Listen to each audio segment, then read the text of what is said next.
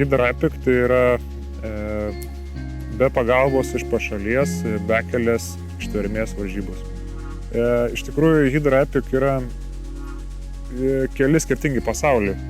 Yra dalis žmonių, kurie labiau nori turistauti ir kurie nori pamatyti įvairius objektus, nori gerai praleisti laiką, būti gamtoj, atsijungti nuo šiek tiek tos kasdienybės rutinos.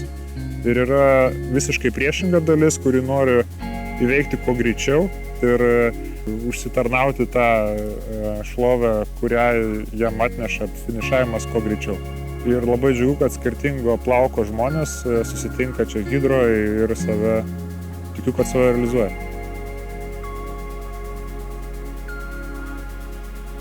Tai aš esu Paulius Bakutis, esu vienas iš Hydra Epic organizatorių ir Hydra tai yra mano tikroji meilė, gyvenimo šviesa ir aš organizuoju ją jau 3 metus iš eilės.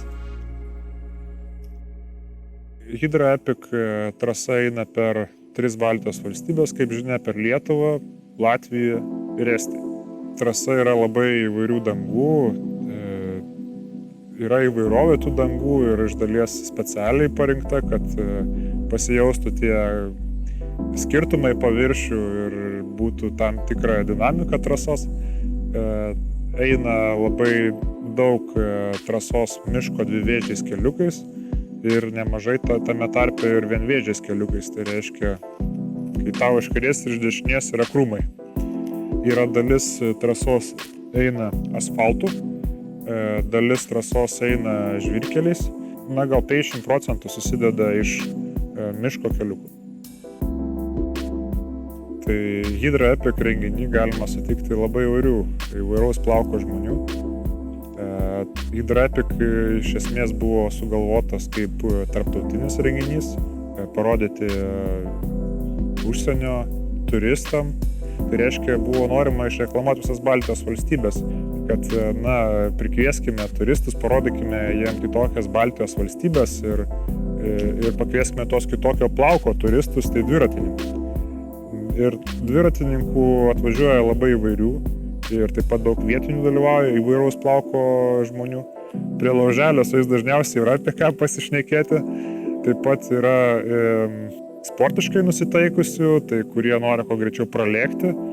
Yra ir netgi porų važiuojančių, tiesiog leidžiančių gerai savo laisvalaikį, mėgaujančius gamta, lankytinais objektais ir išnaudojantį kiekvieną minutę, kuri jam duota šiame maršrute, kaip sakant.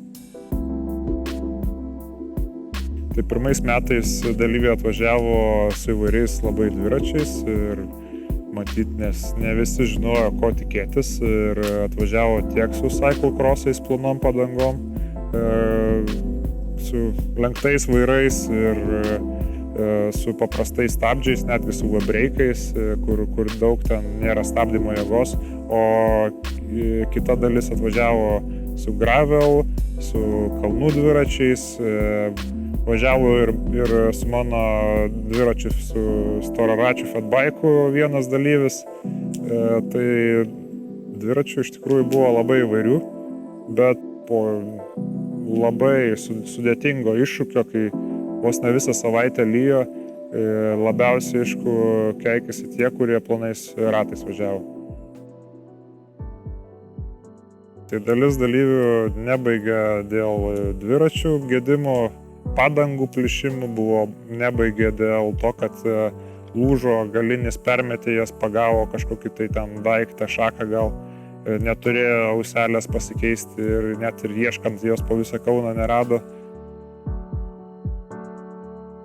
Gal ne visi su manim sutiks, bet Hydra Epic iššūkiui, tai bikepackinimo terminas tinka būtent per tą prizmę, kad kuo mažiau sveria dviratis ir, kaip sakant, kuo lengviau yra įnešti. Nes tikrai yra vietų, kur gali tekti nešti dviratį. Bikepackinimas tai iš tikrųjų labai gerą atradom čia tokį terminą, tai yra išvertus į lietuvių kalbą keliavimas su skubos jausmu. Tai reiškia, kad aš stengiuosi vežtis kuo mažiau daiktų, susikraunu juos į kuo mažesnius krepšius, kurie yra kuo lengvesni ir tokiu būdu pasilengvinu savo kelionę ir galiu daugiau numinti arba greičiau numinti. Patarčiau dalyviai, kuris besiruošia hidrai, tai visų pirma pasirūpinti savo vakaro apranga gerai. Tai yra, manyčiau, numeris 1, kad vakare, kai bus šalčiau, jeigu reikės sustoti ar nebūtinai reikės sustoti, turėti aprangą, su kuria nebus šalta, tai visų pirmiausiai šiltą striukę, aš manyčiau. Arba kokį šiltą džemperį, su kuriuo užsidėjus, net ir sustojus, valgant, nebūtų šalta, o ypač naktį. Tai vienas pagrindinių dalykų, antra, tai striukė nuo lietaus. Trečias, tai turėti kojinių, gera avalynė patogi, nuo kurios nepaskausta kojos pavažiavus ten 60 km. Taip pat labai svarbu geri šortai, kurie yra su tinkamu paminkštimu, tinkamo dydžio tie šortai. Ir nežinau, turbūt čia gal šalmą būtų galima prie aprangos paminėti. Šalmas hidroje tikrai reikalingas daiktas, nes yra piktų nusileidimų, duobių visokiausių, kur važiavimas palei skardį, tai nuo kurio galima nusiversti nesunkiai, tai reikėtų savo saugumu rūpintis ir mes įpareigojam dalyvius atvažiuoti su šalmais. Dalis dalyvių vežasi su savimi visiškai minimaliai miegui įrangos, tai pavyzdžiui tik tai miegmaišį kai kas vežasi ir buvo vienais metais ir dalyvis, kuris tik tai pagalvę vežėsi ir taip pravažiavo ir pro traktorių miegojo su tą pagalvę pas ūkininkus. Tai iš tikrųjų hidroje netrūksta linksmų istorijų ir tame tarpe ir su miegu. Kas hamaką vežasi, kas palapinėse miega. Pirmais metais, kai lyjo kaip iš kibiro, tos palapinės tikrai pasiteisino ir ten kai kas net kooperavosi į vieną palapinę miegoti. Dar tada nebuvo taisyklės, kad visiškai atskirai kiekvienas turi važiuoti.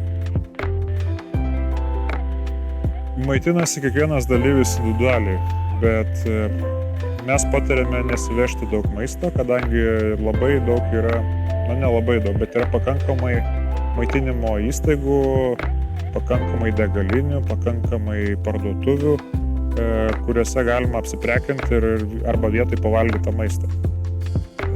Tai aš sakyčiau, mano patirtis, pusdienį reikia vežtis ir turėti maistą, o visą kitą pirktis po to jau pakeliui.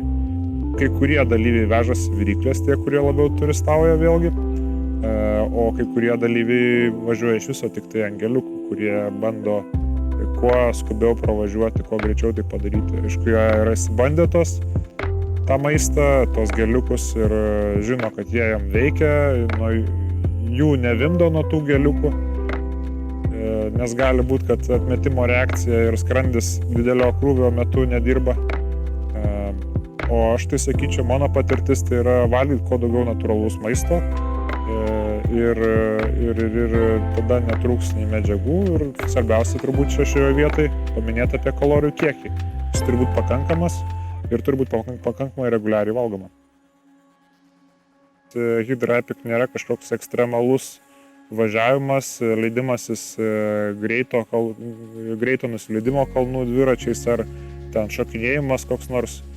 Čia nereikalingos kažkokios ypatingos dviračio valdymo žinios, mokėjimas dviratį labai gerai valdyti, tiesiog tai yra ištvermė. Ir todėl sveikatos problemų čia labiau kyla su tais dalykais, kurie lemia ištvermę, tai sąnariai, gali būti išsekimas. Ir trečia, turbūt svarbiausia dalis išsekimo lemta, tai gali būti ir moralinis aspektas, moralinis nuovargis ir visos kitos pasekmės jo. Psichologija šitoje vietoje būtent ir yra. Būti nepalaikomam iš pašalies. Užsidaryti save, sakant, tam tikroj dėžutėj kad aš dabar esu tam pasaulyje ir aš nepriimu į jį kažkokių tai išorinių intervencijų. Ir aš esu su gamta, aš esu su dviračiu, aš mėgaujuosi, ką aš darau. Ir, na, pabūkim, kaip sakant, nuošaliau nuo kasdieninio pasaulio. Čia ir yra vienas iš Hydra Epic esminių momentų.